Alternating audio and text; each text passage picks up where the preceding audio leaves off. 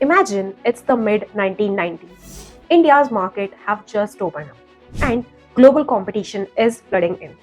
A Tata steel plant suddenly faces world-class rivals, demanding higher quality, lower cost, and faster innovation. Tata needed a way to transform its business to survive and thrive in a global market. The traditional methods were not enough. Tata leaders knew they have to up their game to protect the legacy of leadership with trust. So they asked themselves, how can we systematically improve the performance and innovation of all of the Tata companies together? The answer came in the form of homegrown framework called the TBEM, which stands for Tata Business Excellence Model. The TBEM model became the secret sauce of Tata's legacy, thus helping Tata to stay competitive. So, let's explore what TBEM is, how it works, and why any organization facing tough competition in the market should use TBEM. To find a starting point, Tata looked abroad. In the US, the Malcolm Baldrige National Quality Award had already set a gold standard for organizational excellence. It created a structured criteria for quality and performance. So, Tata borrowed this idea but knew it needed a local flavor.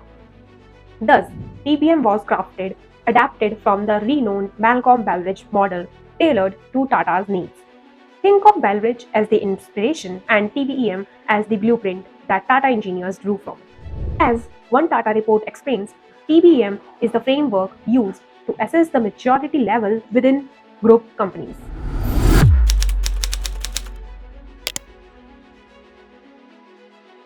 In 1996, Tata formalized this effort.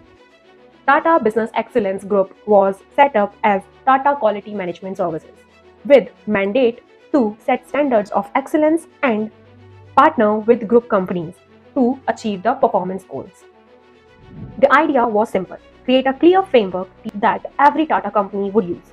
This became part of the Tata brand requirement. To use the Tata logo, a company must commit to both the Tata Code of Conduct and the TBM framework. The TBM would thus ensure Tata companies not only did business ethically but also excellently. So, as in classical architecture, the longevity of a building is not determined by the paint, but by its static equilibrium, the ability of the internal forces to balance out. Similarly, TBM was designed to be the structural engineering for the Tata Group, ensuring that as the group grows, the internal forces of quality and strategy remains in perfect balance. So before we deep dive into this case study, make sure to hit that subscribe button to never miss a video from the Business Playbook.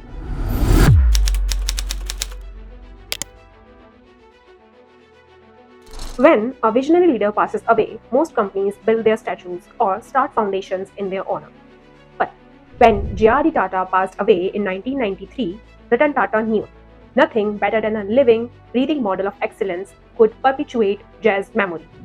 For it was he who had inculcated the habit of pursuing not just excellence but perfection in everything he and the rest of the group did. So, how do you institutionalize the soul of a man? Ratan Tata, along with stalwarts like Jim Setna, realized that a bronze statue was a dead thing. J.R.D. had spent his life obsessed with the Zoroastrian philosophy of Humata, Hukta, and Huvashita, which simply means good thoughts, good words, and good deeds.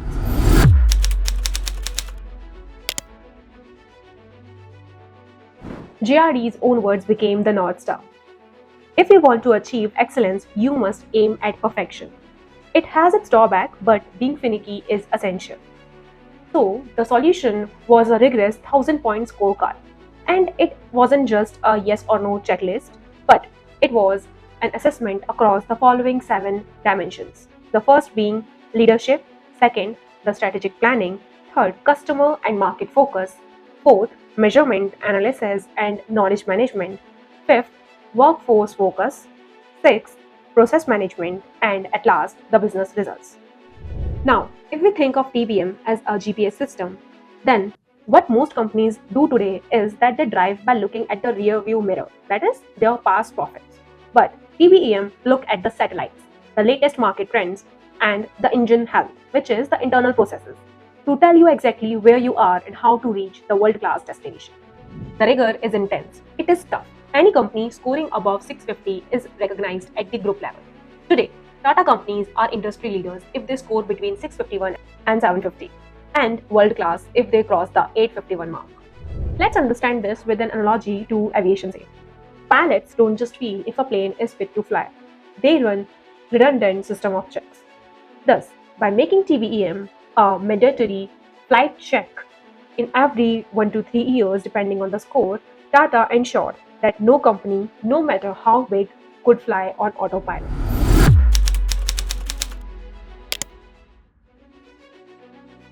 Most people ask, how did Tata diversify from salt to software so successfully? The answer isn't in the product, but it's in the portability of excellence. For example, when Tata Motors decided to build the Indica and later the Nexon, they didn't just look at the car blueprints. They used TBM to bridge the gap between their business mindset and the consumer mindset.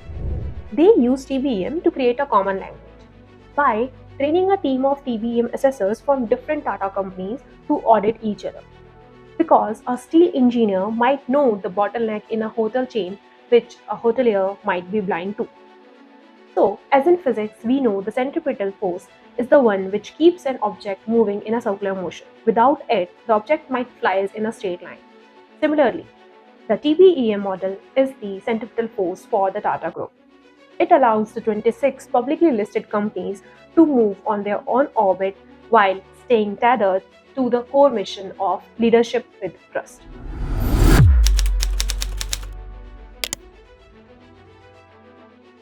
The greatest fear for any leader is not failure, it's irrelevance.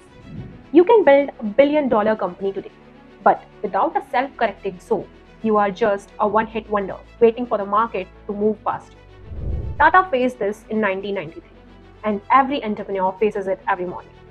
By institutionalizing TBEM, Tata didn't just survive, they exploded.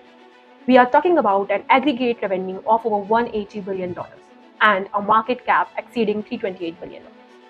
Most importantly, 66% of Tata Sons is owned by a philanthropic trust. This proves that rigor doesn't kill heart, it scales it. In the Japanese art of kintsugi, broken pottery is repaired with gold, making the scars the strongest and most beautiful part of the object. TBEM was the liquid gold that Tata poured into the cracks of the 1990s crisis. It turned their vulnerabilities, the size, age, or diversity, into their greatest competitive advantage. It transformed a fragile conglomerate into a resilient masterpiece. I will leave you guys here with JRD's mantra. Being finicky is essential. Excellence is never an accident. It is the result of high intention and sincere efforts. So, what we have discussed today is only the surface, and what lies beneath is an ocean. In the next video, I will deep dive into the 7 pillars of TBEM. If you find this video insightful, hit that like button and do drop your thoughts in the comment section below. Don't forget to subscribe to the Business Playbook for more deep dives into the world of business. I will see you in the next video next week.